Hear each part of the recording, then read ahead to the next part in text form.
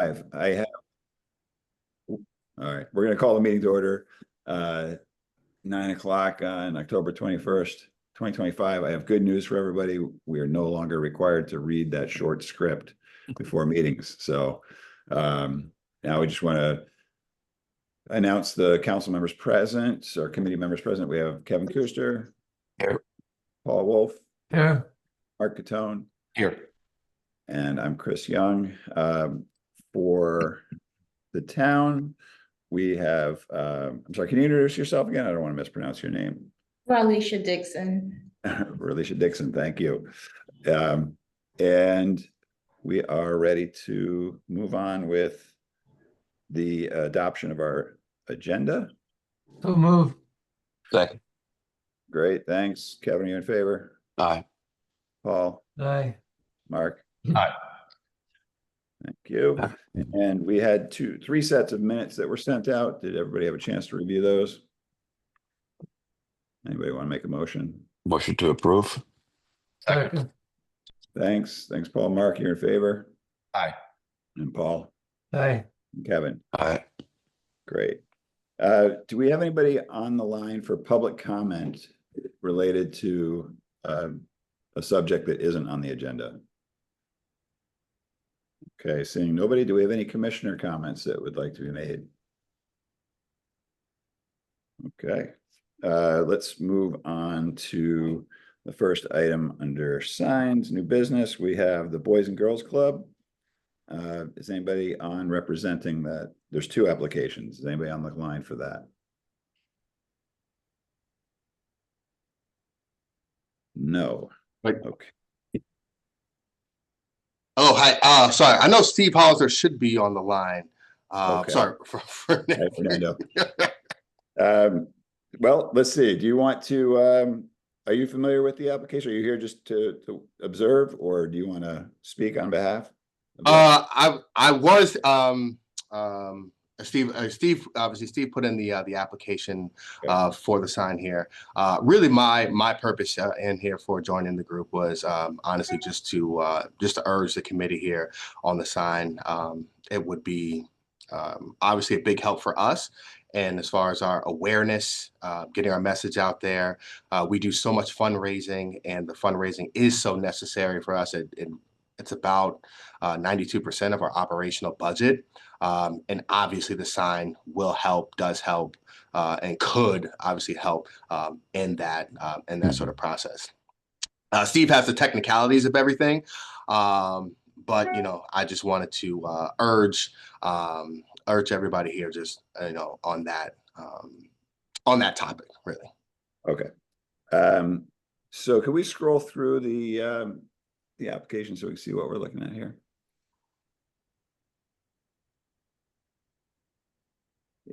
It may be better, given that this is a pretty high visibility spot, and Steve would probably be, it would be good to have him speak on it.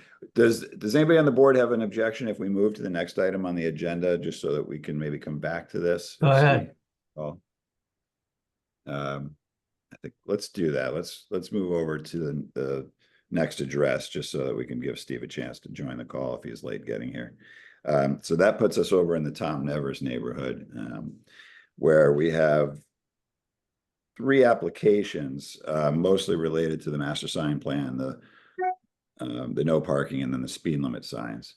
And there was, just to give everybody a little heads up on this, there was some direction given to us about sort of the nature of our purview, being that the sign guidelines talk about the design aesthetic of street signs, but not so much giving us the authority to be placing signs, in other words, speed limit signs and such. So we have to sort of limit our conversation to the aesthetics, and not so much the locations or even quantities. It's sort of a fine line, but the thought is that the DPW, for example, isn't asking us for permission to put up a stop sign or a speed limit sign, and yet if they, like on Milestone Road, put up a sign that was out of character, we were able to speak about that. So That might be a shock to some people on the call. It was just a recent direction that the Plus office asked me to share.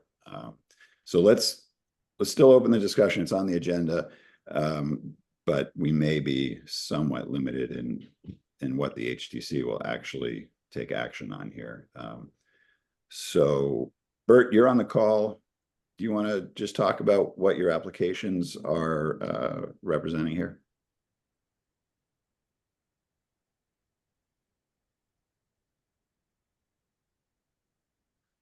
Is Bert still on the call? You're muted at the moment, Bert. Oh, 1 second. Oh, there we go. Thanks. Our membership wanted some speed limit signs put up because of people buzzing through at 40 miles an hour, and by our gates, contractors and stuff have been parking on the sides of our roads, and we try to mow them and keep them looking like grass. So in any event, that's the reason we're putting up these two different kinds of signs. We took down those ugly yellow ones and put up the regular DOT black and white traditional speed limit signs, and the no parking signs are the white with red on them that say no parking roadsides. We painted all the posts gray, like you requested. And we've given you a map lay. I've worked with Kathy to give you a map layout of where all the signs are located.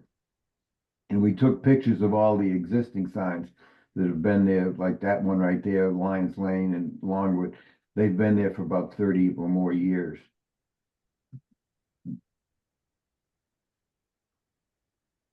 Okay, so is anybody else on the call relative to this application? Or is there anybody that wants to speak besides a council member? Okay, why don't we go around the room here? We can do, Ben has joined us, by the way. Ben Norman is now on the call. Ben, are you with us? I'm here. Great. Welcome. Why don't we go Paul, Mark, Kevin, and Ben with just thoughts on the aesthetics and what we're looking at here. This is Paul. I have really no questions or comments. The street signs ideally would be the same colors and design that the town uses, but as Bert has just pointed out, these have been up for 30 years, so maybe they're grandfathered. I don't have any other comments. I don't have any problems with what's been presented. Mark, are you comfortable making comment? Yeah, I'll make some brief comments.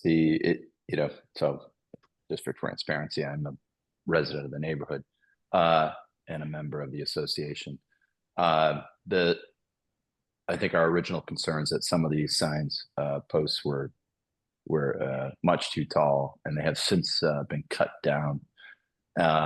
They're, I believe, still 6 feet tall, and they were stained a gray, which has helped sort of soften the look. The signs that are on the screen right now, just for point of information, I think when they were originally a vinyl letter on the wood horizontal member, and maybe 10 years ago now, they got replaced with metal signs. Those are bolted to the armature, which is not typical of what we would approve, admittedly, a metal sign. So if you can stay on that, you can see those are bolted to the horizontal post, whereas originally, and they actually, you can see they actually they're thin metal applied. The one other item I think maybe the last time I had mentioned is this neighborhood is fitted out with gates. I've probably been there since the inception of the neighborhood, but they have started to proliferate with signs attached to the gates, which is not something we would encourage. We do have fence signs, but we don't usually attach signs to gates per se. Are there photos in this package of the gates themselves that illustrate that? I think we have, in some cases, 2 to 3 signs attached to entryway gates. Yeah, there you go. Go back. Yep. Back. Yep. Yeah, so here you can see at least 2 that have been. So I don't know if we want to, these are metal signs. Again, we have yellow. I don't think we're opposed to the content and the intent of the signage, but maybe we as a board want to comment on whether those are removed from the gates themselves and that they should be on an independent post, as not to take away from the aesthetic of the gates themselves. I think I'd rather see that rather than these continue to get sort of littered with signage. It's not really the intent of the gate itself. Other than that, I don't know that, again, we're not addressing locations or quantity of signage within the neighborhood. It's more about the aesthetic. I don't know that I have any additional comments beyond that. Thank you. Thanks, Mark. Kevin?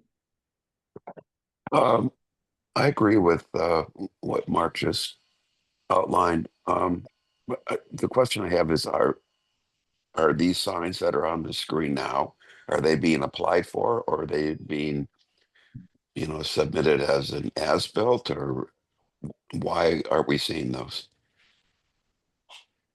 If I may, Chris? Sorry, Bert, go ahead.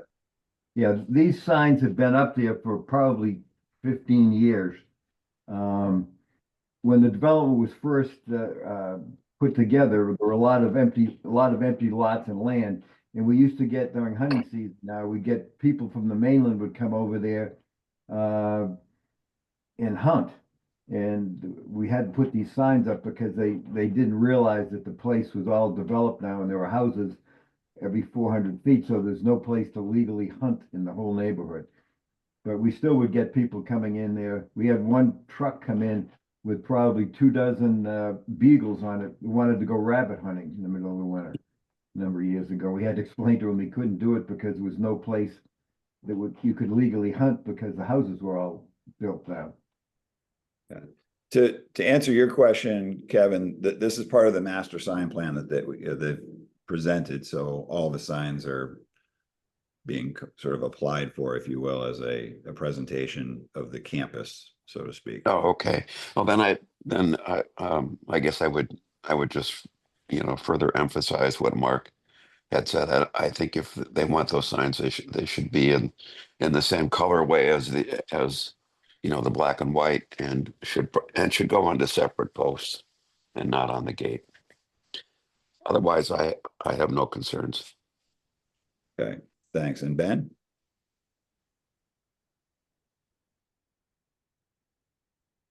Yeah, I'm way too late to the game on this one, I think, but I have no comments at this point. I can't comment. All right.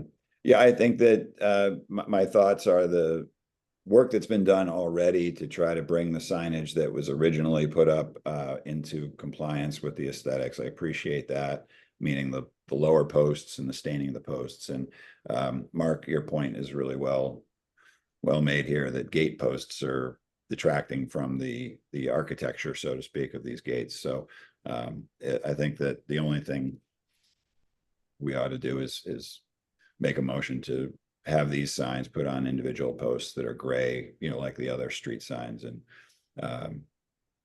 it would be nice to have the no hunting sign be in the aesthetic of the rest. So those are my opinions as well. Before we go to a vote, is any other public, Bert or anybody else on the call, want to discuss or make any comments? Okay, does anybody want to make a motion? I'd maybe make a motion as to approve as submitted, with the removal of signage from all gates to the neighborhood. I guess the only question I have, sorry, as I make this motion, is whether those signs, I think we're in agreement, should go on individual independent posts so that the gates remain clean and uncluttered. So what we would, in this case, we would end up seeing a couple of posts per sign, or are we in agreement as a council that both these signs could live on one post independent of the gates?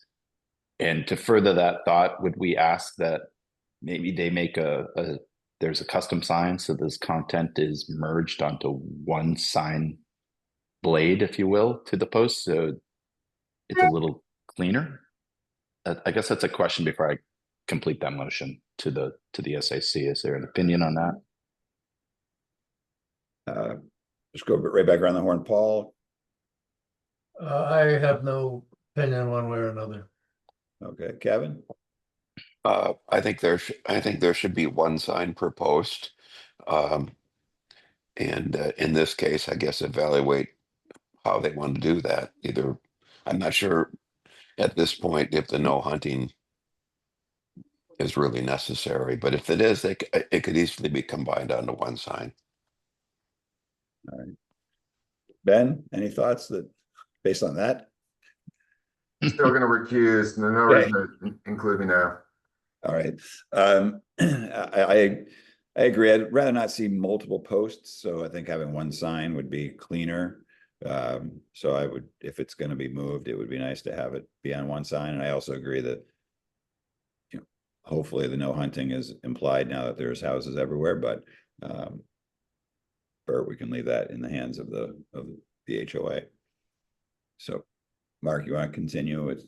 Yeah, so I'll make a motion. I'll start from the beginning. I'll make a motion to approve as submitted with the removal of signage from all gates associated with the neighborhood.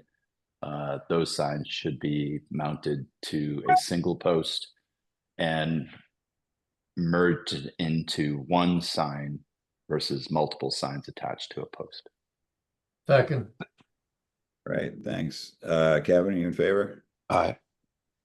And Ben, do you want to recuse? I'll recuse. Okay, Paul? Aye. Mark? Aye. And I'm in favor as well. So I think that will sort of close out the conversation. We have 3 applications here, but I think that we've settled on sort of the result. Chris, can I ask one other Go ahead, Mark. question before we completely close it? Did the SAC have any thoughts on the metal signage or the street signs that have sort of changed over time? Anybody want to speak up on that? Sounds like a no. Well, Yeah, sort of I it's- think ideally they should be, painted. right. But and maybe if they get to a point that they need to be replaced, but at this point, I'm not overly concerned about it. It's I guess maybe where my concern is just precedent setting.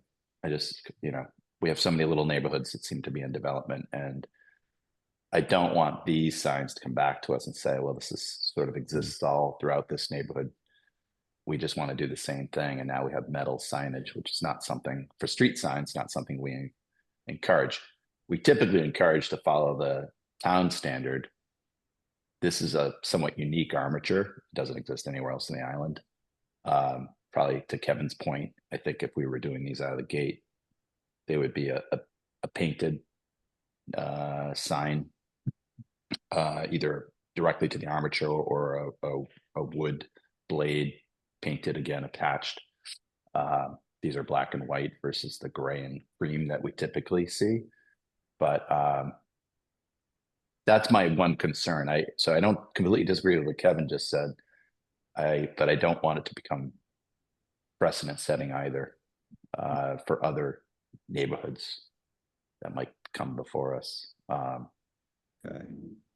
So with that in mind, I think that the only chance we have to really address that is in the master sign plan, because it's not that those signs that are individually being applied for. So we just voted on the master sign plan. Do you want, let's make a motion to amend the recommendation so that there is a note in the file about that, if that's everybody's preference. So, Mark, would you like to amend your motion to add a note that all future street signage signs should be painted in compliance with the, or, Sure, yeah, so I'll make an amendment to my motion that future street signage should follow SAC standards or guidelines, and constructed of wood and to be painted, not metal, nor final applied letters. we have a second to adding that note? Second. Thanks, Paul, you in favor? Aye. And Kevin, Aye. Mark? Aye. Okay, I am as well. All right, great. So that'll be nice to have in the file for any future precedent questions. Let's move on. Thank you, Bert. Bert, go ahead. You have a Yeah, question? can I just get some clarification? Now, Yeah. these signs that are on the post right there now, you want those taken off that gate post and put on a separate post?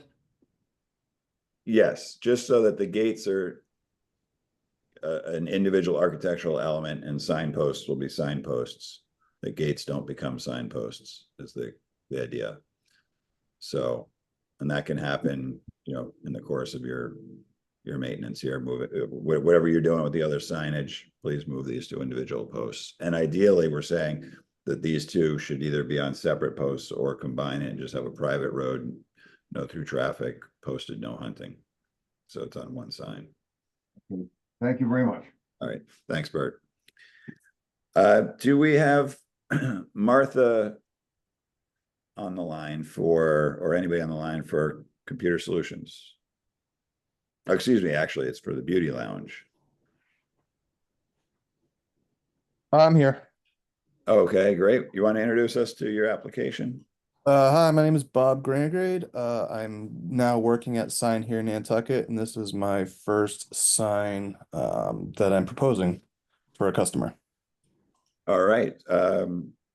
We'll get it up on the screen. The way it usually works is sort of just talk to us about the sign, give us the details as far as size, placement, design, and then we'll let the board weigh in with their comments. Okay, I don't have the paperwork in front of me, but it's going to be, there's already an existing bracket there, so there's just a new business going there, the ES Beauty Lounge, and the sign would be carved mahogany and painted. It would be the exact same size as the sign in front of it, which is Touch Point, and it'll be right there.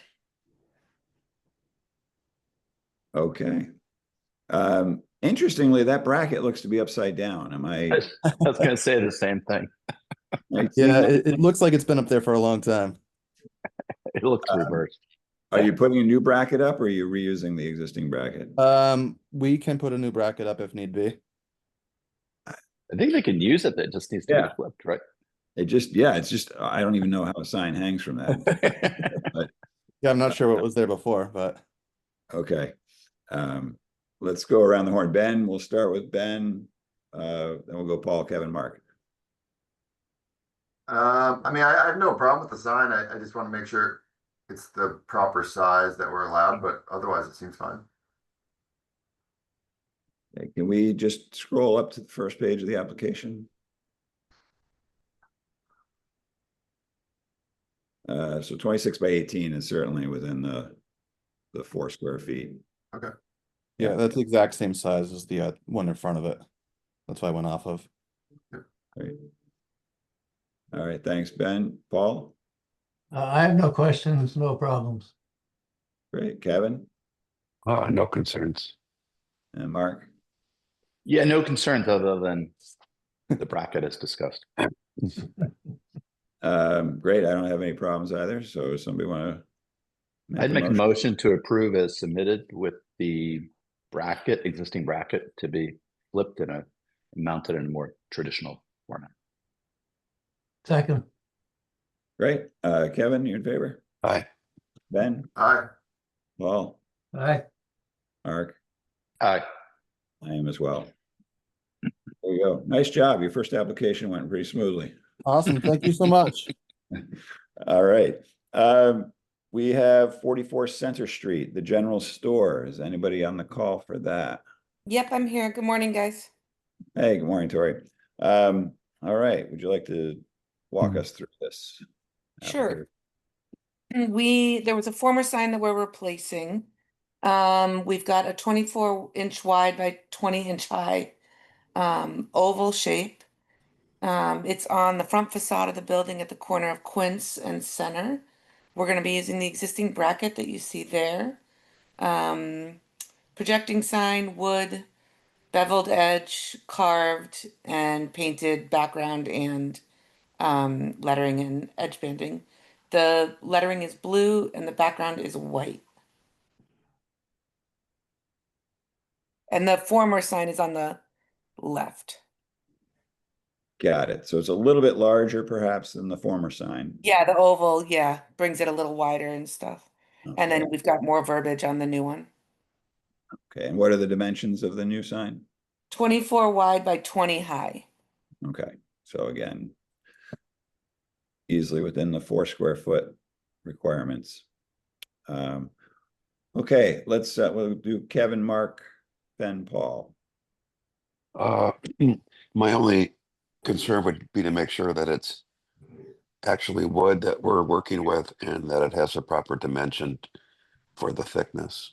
Other than that, I have no concerns.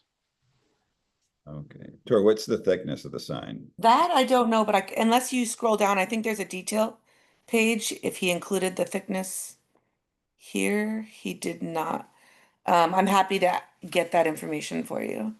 Okay, but it's Or carved. if you want to tell me what the guidelines are, I'm happy to adhere to that.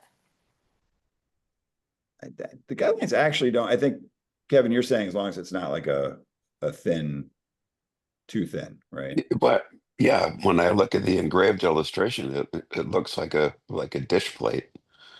Got it. I would But it's in- assume what, like 1 or 2 inches, right? 2 inches maybe? Yeah, that might be thick. I think usually our signs are probably an inch and Something. something. But, Okay. all right, well, seeing as routed on both sides, I would assume it has to have some thickness or else they'd be running into each other, but Yeah, definitely. let's see. I lost who's after Kevin? Did I say it was gonna be Paul? The guy was. Oh, thanks. I don't, nothing additional to add. I'm fine with it. All right, thanks. Ben? No, it looks great. Just, yeah, thickness should be 1.5 inches plus or minus 1/4 inch somewhere in there. Great. And Paul? I have a couple of questions. What is the name of the business in that space? I assume they're going with the general store. I think RR stands for, I don't know if they have it anywhere, Rolla Rabbit or something to that effect. I'm not familiar with the company Is itself. Roller Rabbit or whatever the RR stands for, is that a logo? I'm not familiar with it as much as some people might be. I can certainly ask. My concern or my question is, a logo is confined to 15% of the sign. I suspect this is more than that. And the general store is the name of the business, so I know this is an effort to get around the chain store approach, but if the name of the business is the general store, that should be the primary element on the sign. So those are my comments. All right. With that comment in mind, let's just do one more cycle around. Kevin, any thoughts on that? I tend to agree with Paul. I mainly because of the precedent that it might set and by not sticking with with our 15% guidelines. So I agree with Paul. All right, thanks. Ben? I think, I don't know what Roller Rabbit is. My 11-year-old daughter seems to, but I don't. And I think that this is like an emerging brand. I've never seen another store of it anywhere. And the existing sign that we approved only a year ago or so is almost entirely this logo. And now they're reducing it and adding a store name. So, I don't think this is precedent setting. I think this is an emerging brand that we can't peg here. So I'm still comfortable with this proposal.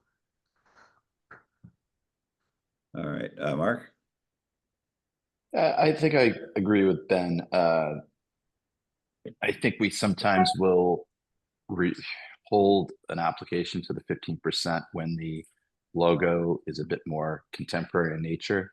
This reads fairly traditional and graphic to my eye. And if the logo were reduced to 15%, I think we'd be asking for a redesign of the sign itself because we'd have too much white space.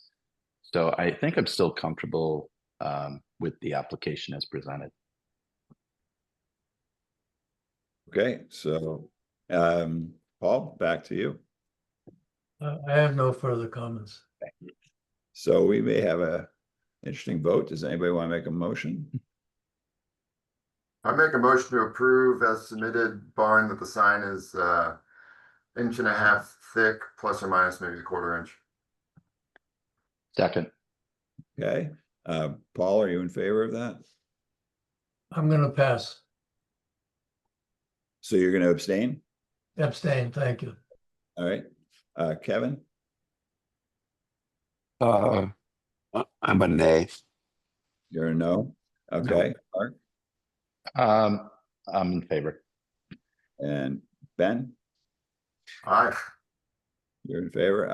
I'm in favor as well. I think that this is okay. So we will have a split decision, but It's tight.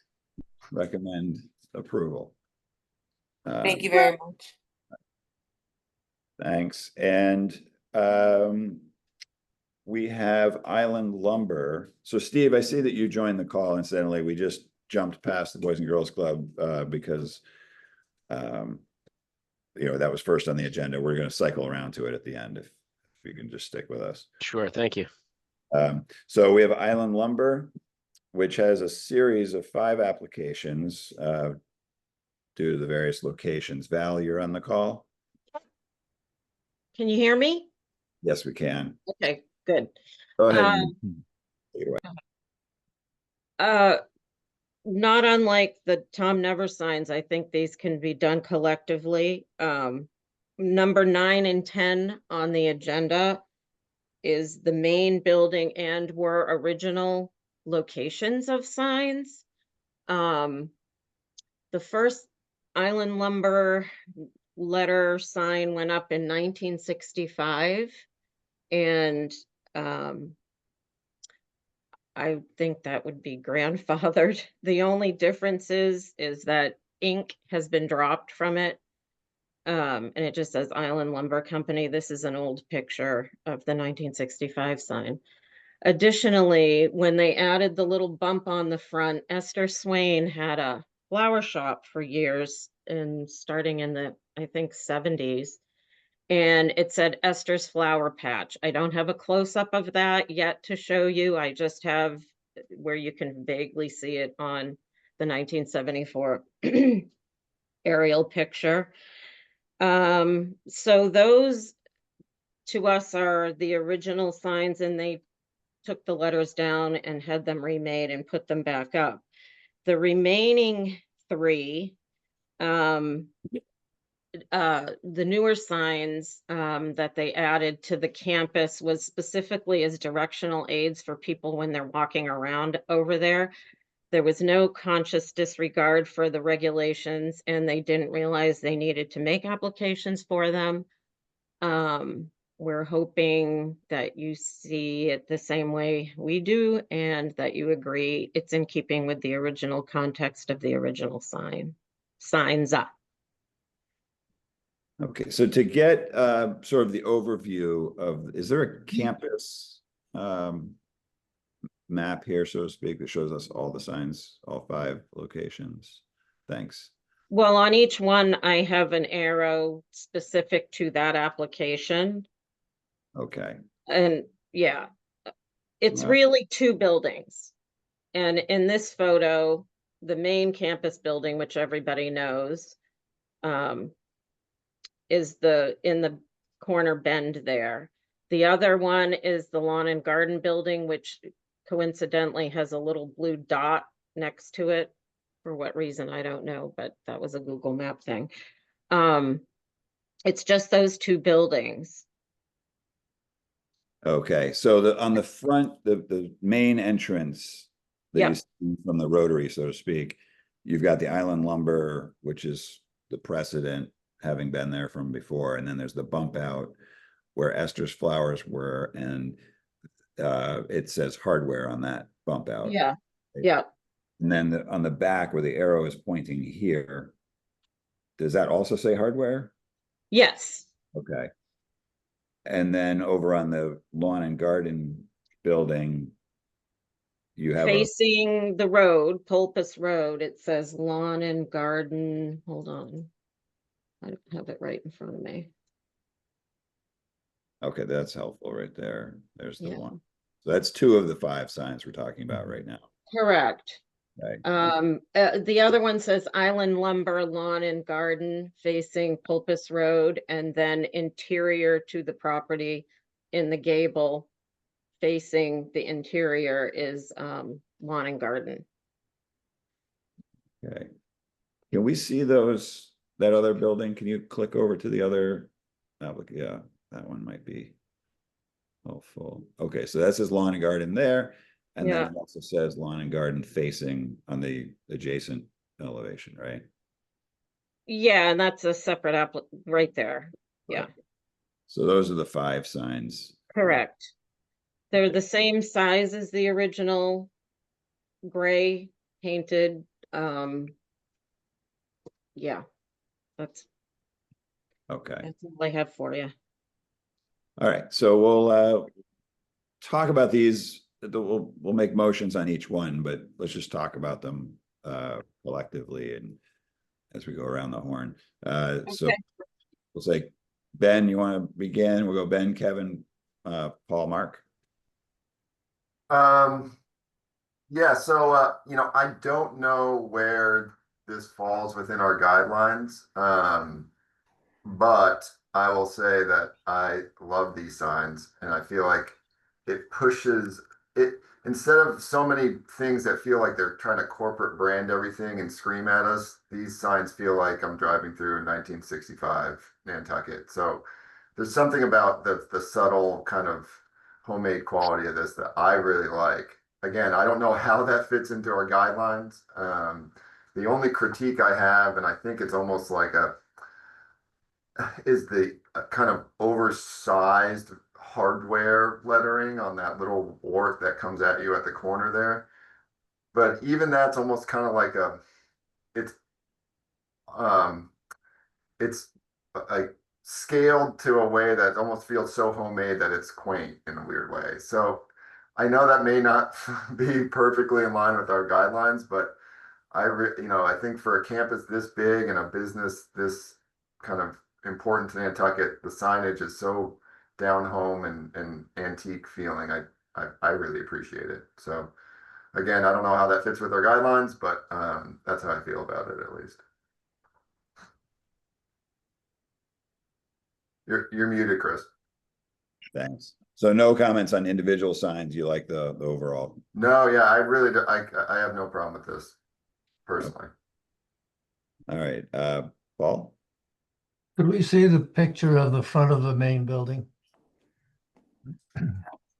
My reaction when I saw it is that the hardware sign is bigger.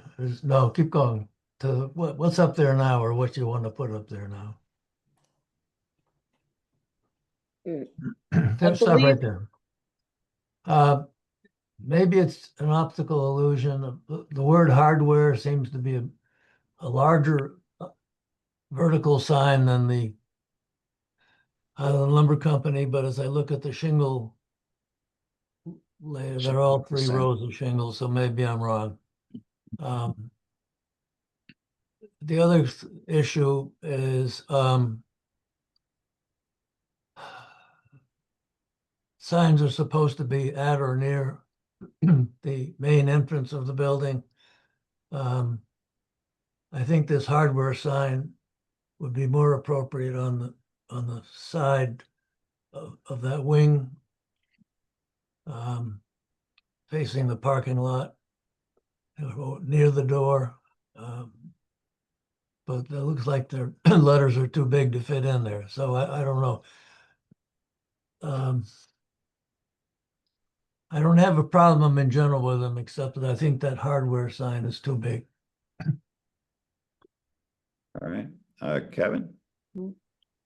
I guess I'm I'm concerned about a number of things with this. While I appreciate the period style of individual letters, I think replicating it with basically no regard to any other parts of the guideline, I think is inappropriate. I think signs should be located at or near an entrance. I'm not sure how these individual letters scale out as far as if that would be a contained sign, what that measurement would be. I'm not sure that that's indicated, or how that fits with the sign or with the size guidelines. I also think it's a matter of being somewhat having a level playing field with other businesses. We went through a similar thing with Marine Home, and they have reduced the signs of their signs and have them above the door, and go by the guidelines. So the other question I have is I'm uncertain if this application has all the signs or just the new signs, and that leads me to wonder if we should have a master sign plan that's included. So anyway, unfortunately, I think there's a lot of this that does not comply, and it is unfortunate that they didn't come with to us sooner. So that's all I have. Thank you. Thanks, Kevin. And Mark? Yeah, I think I generally agree with Ben. There is something about the simplicity of the individual mounted letter, which I appreciate, versus it being a signed board, which I think could be more invasive. And these are large buildings, so I think they can support the signage as it exists now. I think there is precedent setting. I appreciate the photo from the mid-60s. It sort of illustrates what's existed in these structures previously, or in the main structure at least. So I really don't have a concern. I was aware, and I kind of watched the signage go up without coming before us first, but I appreciate that they're here now. And when I think of signage on other campus structures and of this scale, I have a great appreciation with this. I feel like it's relatively subtle. Does it fall within our guidelines exactly to a T? Probably not, but guidelines are just that, they're guidelines. And I think this works well here. So I don't think I have any concerns. Thank you. Thanks, Mark. I am concerned with this hardware is the one sign of the 5 that doesn't seem to comply with the guidelines. I'm not sure how we would talk to the next applicant asking for something similar. In other words, if Vineyard Vines wanted to put sweaters on the side of their sign or their building, this isn't really the name of the business. It's more just putting a product out there and saying, this is what we're selling. Using the Marine Home Center comparison, they do have the paint department or the lawn and garden department, but those are on small quarter boards. As was pointed out, we made them bring them into a sort of a campus plan. So for me, the hardware sign on the back side of the building is not really visible from the public way, so I'm not as worried about it, but this one, I agree with Mark and Ben were saying, how there's a quaintness to the lettering. I think that the precedent lays the groundwork there. We're not going to see another new business try to get use that that approach because they don't have the precedent. But this hardware is new. It's we don't have an image showing that that's how the flower shop was ever, and which was a separate business from what I would guess. But that's my concern is there's this one hardware sign. Val, go ahead. Just a couple of comments. Thank you very much. All of the letters on all of the buildings are exactly the same size, 14 inches. I think the hardware sign just looks bigger because of the mass that it's on. There is something important to note when the state made those changes in the roadway there, they're making them block this entrance off. It's just going to become parking. So I don't know if there's a plan to plant anything or whatever, but I just thought that was important to note. And thank you for your time. Yeah, so you're saying this front door, the one that's on the left, what's kind of known as the main entrance, is going to be blocked off? Yeah, if you can you scroll to the overall aerial? See where I have the arrow? Right. This is all getting blocked off. The new entrance is going to be across from, or is already there because the state did it when they were here, a driveway, and we're putting a little shed as the new guard shed. So this is just going to become parking for that main building. So do you see moving signage or needing different? I mean, that's up to you guys. I don't know what's planned for there, if they're going to plant it out or whatever. My guess is probably not hugely because you want to see that it's still there. But yeah, just thought that was important to note. Okay. I brought up the concern about the hardware specifically in this location. Does anybody have any thoughts on that? I agree with your comment on that, Chris. I think it refers to a product and not a business. And there's certainly more than hardware in that building, because it says lumber on the front of it as well. So I think it's best to stick with the name of the business as often as we can. Chris, Yes, Paul. I think based on the comments that Val Oliver just made, we should put this on hold until the final design of the building is approved or done, because it's going to change the nature of the entrance or the location. And maybe that has something to do with the sign. So I think we should put it on hold until we know all the details. Val, what's the time frame for this transition? Go ahead. I'm not really sure about that. I can find out from Charles or Alexander. My question was going to be, hold this sign, but can the other signs be squared away?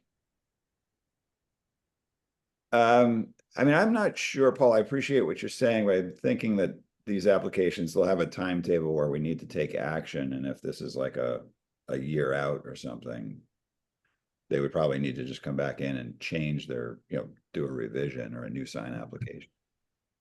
We could hold for more information, Val, if you're comfortable with that, having heard everything that we've said. Okay.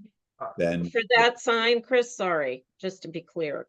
I mean, I think at this point the signs are up, so why don't we just handle it as a whole? When Okay. the HDC, when it gets to that level, we'll just be looking at it as a campus. Ben, you had a hand up. Yeah, I think I'm ready to make a motion. Okay. I would make a motion to approve all the signs accept the hardware sign and to hold the hardware sign for revisions. And I would also like to just make a comment to the applicant that when the new entrance does occur, please come forward with your signs before you put up new signage so that we Okay. can look at a master sign plan for the new campus format. Okay. great. And, okay, and being aware, just perhaps adding another sign won't be the answer, just from a guideline point of view. I think, in other words, if the Island Lumber letters stay on the front of the building, just adding more to the side of the building might not be the best solution.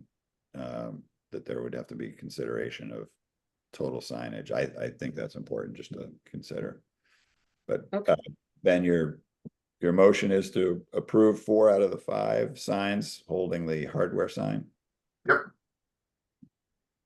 I'll Okay, do we have- second that. Okay, Kevin, are you in favor of that? Aye. And Mark? Aye. Well, Aye. then, Aye. okay, I'm in favor of that as well. Thank you.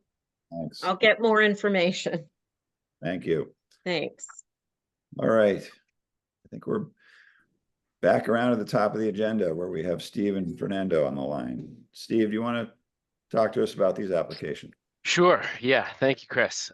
So Steve Hollister, representing the Boys and Girls Club. I'm a trustee of the board, joined by Fernando Jones, who's the director of operations. I think maybe at the top of the meeting, Fernando was able to make sort of the appeal, which is that the Boys and Girls Club serves a critical mission on island. We have to fundraise the vast majority of our operating budget every year. And so we do want to sort of spread the mission as best we can. I can't believe the coincidence of Island Lumber being reviewed right before us, because that is exactly the precedent that we are hopeful will help us carry the day today with this sign application. The Boys and Girls Club started in the 1940s on Francis Street. In the 1950s, they bought a piece of land on Sparks, and in literally 1965, the same year that Island Lumber opened, they built the original clubhouse on Sparks. In 2011, the clubhouse was expanded to include a larger gymnasium. And what we're looking at here is the back side of the gymnasium that faces Pleasant Street. The facade of that gym is about 165 feet from the roadway. And so when we originally conceived of trying to get some signage on the back of the property, we struggled with how to do so. We read the sign book. The fencing at the back of the lot is chain link, so it didn't make sense to try and put a fence-mounted sign. We know that freestanding signs are not approved. We thought maybe because the high school was nearby and has one, that served as precedent, but there didn't seem to be an appropriate place to locate it. There's no driveway on the back side of the property here. And so then we thought about Island Lumber, sort of the mid-island vibe, kind of the 1960s sort of homespun signage that they have. And so what we've done here is freestanding letters mounted on the shingle gable of the gym. The letters are 17.5 inches high, which I think is under the 2-foot limit. The total area of those letters is 17.1 square feet, which is below the 20 square foot limit, I believe. The building's sort of plenty wide on a pro rata basis to accommodate the total 20 square feet there. It's 2 separate applications. There's the logo above and then the letters, because the office requested that they be applied for separately.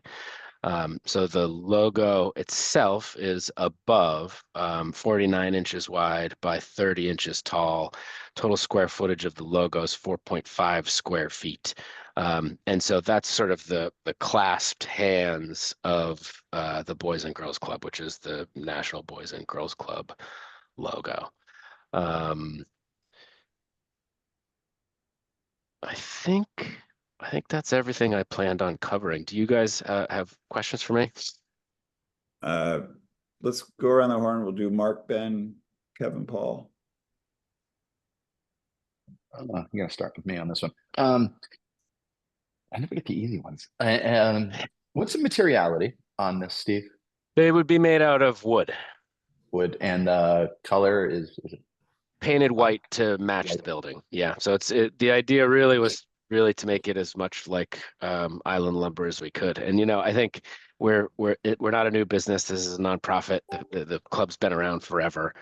And so hoping that because of all of that history and sort of the similarities with the island lumber, that this doesn't otherwise create any precedent for new applicants because the Boys and Girls Club has been around for so long.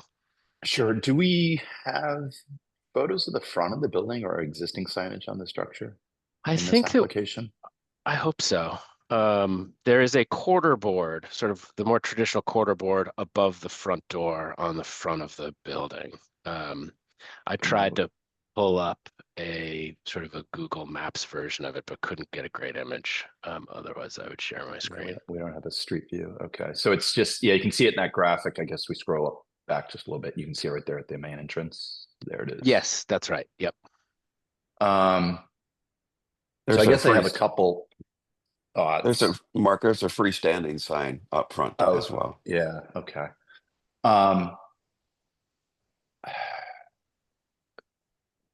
I'm questioning a little bit the whole need for signage on Pleasant Street. I feel like the goal of signage is to identify the building. I feel like this building, given its scale and presence on Pleasant Street, is unmistakably the Boys and Girls Club. And I think the success of the simple quarter board on the front works.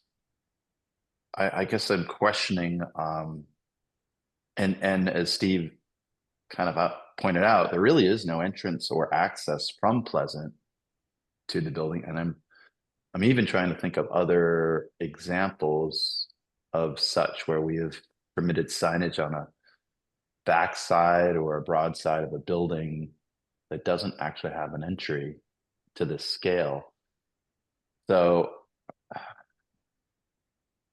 though I don't really have concerns with the design per se, or maybe even the logo, I question the need for its presence overall and whether that's really an appropriate location for additional signage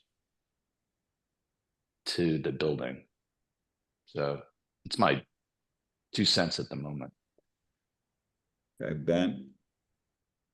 Yeah, unfortunately, I think I follow Mark's feeling about this. It feels like there's no real entrance here. The business is well identified at its entrance, and this is starting to unfortunately feel more like a billboard that I don't think we want to introduce. So this is not unfortunately, I love the Boys and Girls Club and I want to support them, but I don't think this is an appropriate approach. Okay, Kevin. I agree with what's been said and would only add that the context of this is very different than island lumber. The island lumber individual letters were applied at the time that the building was built on the front of the facade. This is, in my mind, an advertising message being applied to the back of a relatively massive new building. And I think the front is very well identified. The entrance, it has a freestanding sign. It's very recognizable. So for those reasons, I don't think it meets the guidelines and is not appropriate. Thank you. Thanks, Kevin. Paul. Excuse me, I agree with everything that's been said. Okay. Yeah, Steve, I don't mean to pile it on, but I'm thinking about the Dreamland Theater, who's come before us on multiple occasions to put signage on the Easy Street side of their building, and were met with the same reviews. So I think there's precedent in that regard, unfortunately. do you want to make any other appeals or comments? No, I don't think so. I mean, it sounds like the writing's on the wall. Excuse the pun. I appreciate the committee's time and consideration. Thank you anyway. Okay, well, it's not sealed yet, but do we have a motion? I would make what is that motion? I mean, Yeah. I guess would- it's, But is it a denial or is it a hold? I guess I make a motion to hold for revisions if they want to come back to us with something else. I suppose maybe I would solicit some guidance. I don't know if that's appropriate or not. Well, I gotta go back to good old Sandy Knox Johnson, right? Who used to sit on this committee.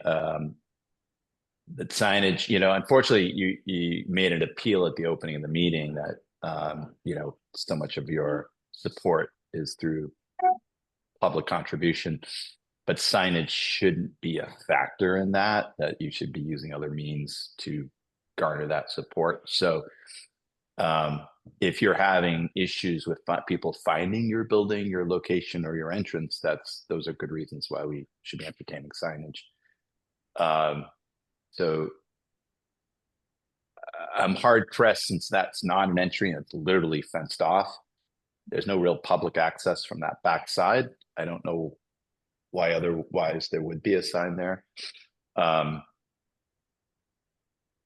So I don't know if that's guidance or not, but that's sort of I think our takeaway and certain working within the guidelines that we have in terms of assessing the application.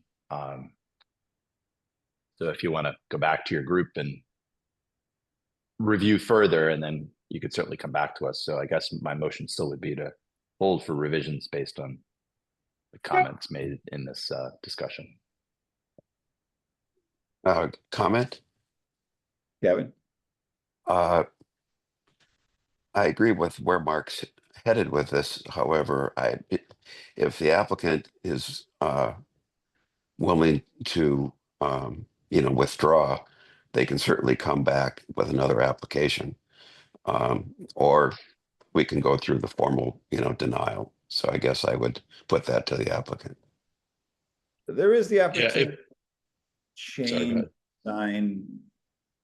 There may be, as I recall, I don't think they have a freestanding sign, Kevin. Yeah, they do. I don't think that we do, Kevin. On the front. Yeah, we do not. Yeah, I don't think they do, but we can look Really? at that. Well, then we should see it, because I just drove by there and I could swear there's a white freestanding sign on the street. I don't think so. I'm just double checking the Google view to be Well, we sure can I'm certainly- speaking correctly, but I think it's just the quarter board above the front door. Right, we can certainly look at that. So the thought is that signs, businesses are allowed 2 signs, freestanding signs are not permitted, new ones, but there is the potential for a second sign, which, Steve, you could, reconsider what you're proposing. So I Okay. think Mark's motion has some validity if you came back with a different sign design and location. So for that reason, Kevin, I think we can I follow think through. also I will add, Steve's correct. If I look at the 2019 Google view, there is not a post or any freestanding signage. I might have been there once before, but not currently. Yeah, not that I'm aware of. I drive by that, Yeah. so I'm pretty sure there isn't. So we have a motion to hold for revisions. Second. Well, Kevin, are you in favor of that? Aye. And Ben? All right. Paul? All right. Mark? Aye. I am as well. And that would be for both applications, in that we had 2 separate signs there. Correct. Okay. That takes us through all of our new signs. We have enforcement as the next item on the agenda. Thank you very much for the time, everybody, and consideration. Thanks for all your hard Kevin, work over there. We appreciate it. Kevin, and Thanks. just so you don't think you're crazy, in 2008 there was a freestanding sign there. and a white blade. Where'd But it it's not go? there today. A good question, but there was one there before. Yeah. Right. All right. See you guys. Kathy's not. I'm back. Okay. Yeah. I'm Okay. back. I magically appeared. Talk to us about it. Okay, so you all got the spreadsheet, and everything seems to be status quo. The real estate company on Main Street removed their banner sign. I drove by. There was a chalkboard sign that I had to send an enforcement letter out via Libby that was removed. And I believe that's it for now. I mean, everything seems to be, from the sheet, seems to be okay. I did want to circle back with some things that we discussed last time. I did reach out to Amy Baxter. Kevin, that was a great idea. And they are looking to start a business license program and to get stakeholders involved, like HDC sign advisory or signs. So she wants to put together a business work group. So that will be up and coming. So that's a great idea. And then about posting the spreadsheet to the meeting, really, Leslie thought it would not be a good idea because those are in the middle of enforcement or letters have been sent. And you have to allow the property owner their due process to respond and to receive the letter and then respond by submitting an application. So if we put that up during that time frame, it's not really fair, so to speak. So she didn't think that that would be a good idea. But yeah. Okay, could you ask her if perhaps once letters have gone out and the 14-day time period has elapsed, that then those could just be listed on the under enforcement so that at least we could have the opportunity to discuss? Well, yes, but from my experience, people just don't receive the letters because for a variety of reasons, and we have to allow them to receive it first. Do you know what I mean? So a lot of times, I mean, I have to go an extra step by looking at the registry of deeds or whatnot, but you have to allow them to receive it first. And then take the appropriate action, which is to apply for a sign. So sometimes there's, the things with the mail, I usually give them 14 days. And if they don't respond, then I can send out a citation and that goes to district court. So the enforcement process already starts at the court level. But I mean, I usually don't, I mean, in the past and even recently, I haven't really gotten that far with people. Usually people are pretty amenable and they usually come in with an application. But they still have to be able to receive the notice first.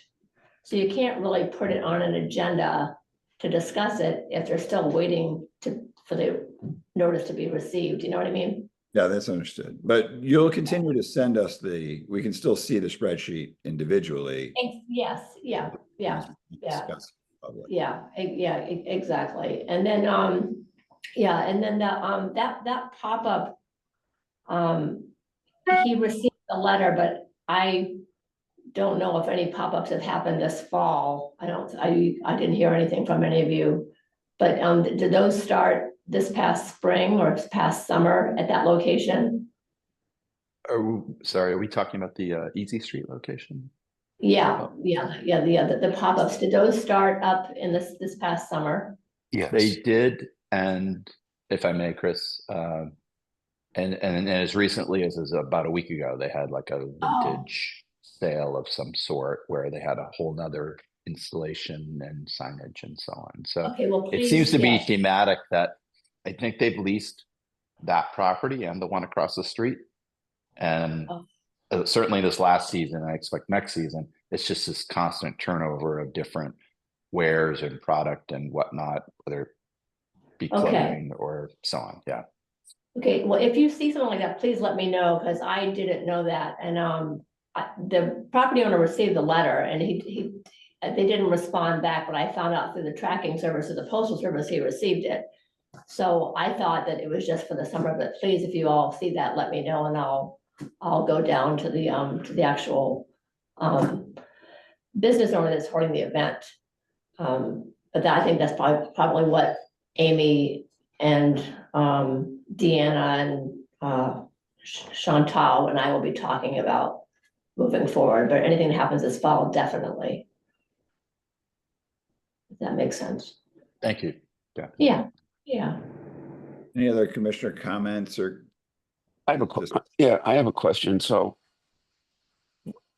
how do we discuss those violations that have been on the books for years, if now we aren't even allowed to bring them up for discussion?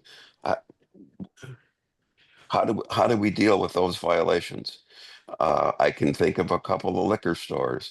I can think of a fudge shop.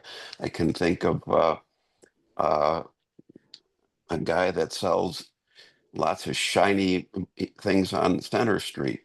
Right. These are constant violations, and now we can't even talk about them.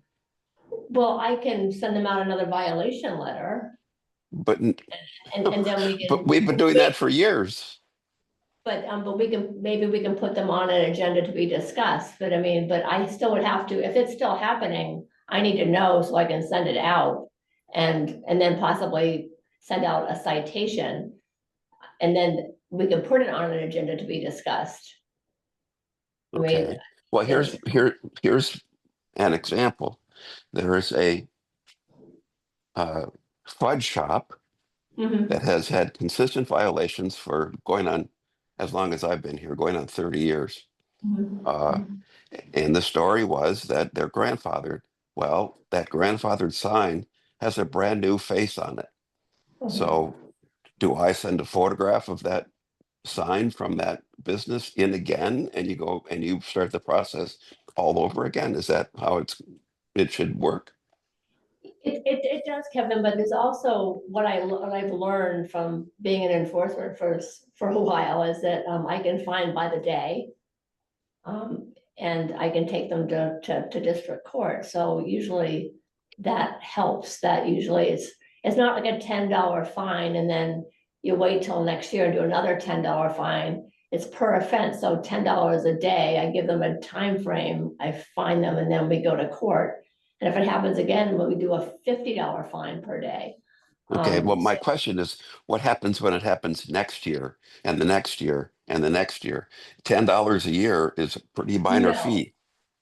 No, it will go up, and I don't have the bylaw in front of me, but I think it goes up to $300 a day. So, I mean, hopefully we won't get that far. But does that refresh itself at every notice or every year? It's per offense, and I don't believe so. I don't think it's per year. I think it's per offense because it doesn't say per year in the bylaw. So it's So per if they offense. so if they don't deal with the offense, it basically goes off the books the next season. No, it's kind of hard. It would be $10 for the first offense. And if they didn't reply, I would do a week, so $10 a day, so let's say $70 a day. And it gets their attention. And then and then we would go to district court. If it happens again, it's a $50 fine, and then $50 a day. And it would just go up to, I think, $300 fine and $300 a day, but usually it doesn't get to that point. And we wouldn't start from scratch next year, let's just say. It would go up. If we ended at 50 and then it happened again next year, it would be 300. Okay, that was my question. Yeah. I mean, the whole point is to get these folks into compliance. That's the end goal. And usually, by doing that, they usually listen. Well, unless they don't, and a lot of them don't. Right. I mean, I haven't been here for a couple of years, but that was my experience with the health department is that they would listen. And it's the same bylaw the process is the same. It's just a different mode of getting there. So the end result between the local, like the HDC's sign regulation enforcement and like the health department's enforcement, if that's not addressed, then it goes to district court. So it's all the same, it all funnels to the same end, so. Okay. So, As frustrated as we are, because this is a new development, that we can't have these discussions during the meetings. It's been working well in the sense that everybody that sends things to me, I forward right to Kathy and Leslie. And there has been action, so we appreciate that, and the spreadsheet will get updated. Regarding in general terms, if any signs went to court in the past, and there is a question about the results of that court finding, which I think might be the case, it would be interesting to see if we could follow that lead and just figure out what the actual court finding was, because I think that there's two different opinions on that. Not speaking about anything in particular, but I do think that there was a court finding that some people think went one way, and we feel went the other way, as far as the court saying it was not a grandfathered sign.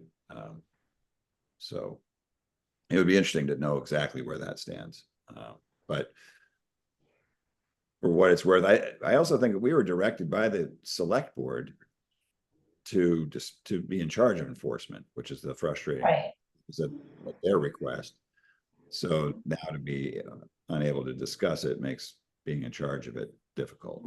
right, and Chris, you know, to you, through you to you and the council members, I haven't had a chance to sit down with Leslie and talk to her about that part. I just talked to her in brief, and I also, you know, asked her if it was okay to talk about signs that were posted on the agenda that they didn't show up for a meeting, and yes, you can discuss those applications. But I didn't get into the nitty gritty of the last meeting because she was at a conference and I was on vacation, and here we are today. So maybe we can have a conversation still, be pending, but I'd like to kind of nip that in the bud. You know, other concerns. Yeah, well, we'd like to help you with the enforcement as much as we can. And I think our Yeah. But any anyway. other, we else want to weigh in on that? Okay. Any other questions, comments, or concerns? I do have a comment. Because special town meeting is held on a Tuesday, the HDC had to redo their schedule, so your next meeting will be November 18th. Okay, if we have any signs. Maybe we can have a conversation with Leslie between now and then about Right, next. yeah, exactly. And also, I think the reason, you know, special town meeting that came up all of a sudden Tuesday, that kind of took her out into a different, you know, hemisphere. Organization. Planet. So, yeah. But. All right. Thank you. Thank you, guys. Any other motions? Motion to adjourn. Oh, we're gonna give that one to Kevin. Mark, you want a second? Second, sure. And in favor? Aye. Paul, Aye. Kevin. Aye. So, Bye, guys. All right. Thank you. Thank you.